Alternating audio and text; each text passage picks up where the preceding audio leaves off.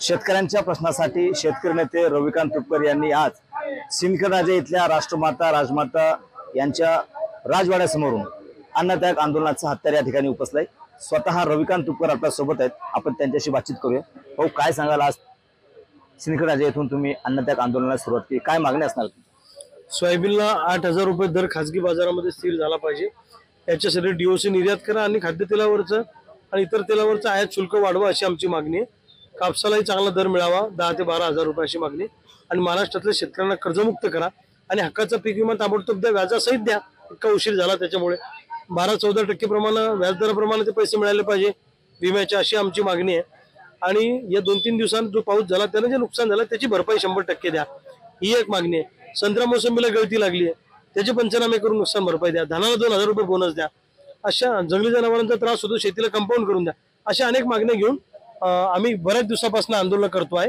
सरकार ऐकत नाही, म्हणून आज अन्नत्याग आंदोलन सुरू केलेलं आहे। यापूर्वी सुद्धा तुम्ही शेतकऱ्यांच्या प्रश्नासाठी अनेक आंदोलनं केली, सरकार झुकलं, शेतकऱ्यांना मदतही मिळाली। यावेळेचं आंदोलन सरकार झुकलं असं वाटतं तुम्हाला? महाराष्ट्रातला शेतकरी या आंदोलनामध्ये अतिशय ताकदीने उतरणार आहे। या सरकारला गुडघ्यावर आणल्याशिवाय आम्ही थांबणार नाही।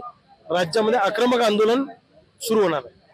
आज तुम्ही अन्नत्याग आंदोलन सुरू केलंय, मात्र पुढची भूमिका काय असणार आहे? आणखी कुठले आंदोलन? उद्यापासून निवेदनं देतील लोक जिल्हाधिकाऱ्यांना, त्यानंतर गावागावात प्रभात फेऱ्या होतील, ग्रामसभेचे ठराव लोक तयार करतील, ते शासनाला पाठवतील, ठिकठिकाणी प्रचार सभा होतील, गावागावातले लोक निदर्शनं करतील, चक्काजाम आंदोलन होईल, टप्प्याटप्प्याने आंदोलनाची तीव्रता वाढणार आहे। आता यापूर्वी अनेक आंदोलनं झाली, तुम्ही केले, अनेक संघटनांनी आंदोलन केली, मात्र सरकार कुठेतरी शेतकऱ्यांच्या प्रश्नावरती दुर्लक्ष करते असं वाटतं? शेतकऱ्यांची पॉलिटिकल वोट बँक नसल्यामुळे, शेतकरी संघटित नसल्यामुळे शेतकऱ्यांना गृहीत धरण्याचं काम सरकार करत आहे। आता शेतकरी संघटित झालेला आहे, पक्षविरहित आंदोलन आम्ही पुकारलेलं आहे। मध्य प्रदेशमध्ये सोयाबीनचं आंदोलन पेटलेलं आहे, राजस्थानमध्ये सोयाबीनचं आंदोलन आता पेटतं आहे, महाराष्ट्रातही सोयाबीनच्या आंदोलनाने जोर धरलेला आहे। या सरकारला गुडघ्यावर आणल्याशिवाय थांबणार नाही। आम्हाला ऋण किती दाबायचं आणि नांगराचा फाळ कुठं घालायचं हे आम्हाला चांगलं समजतं।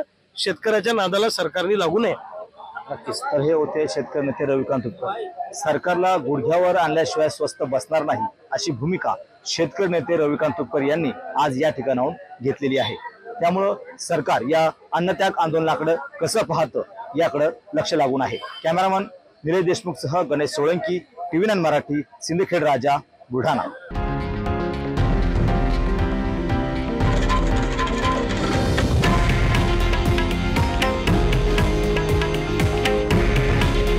हे आहे देशातील नंबर 1 न्यूज नेटवर्क आणि आपण पाहत आहात TV9 मराठी।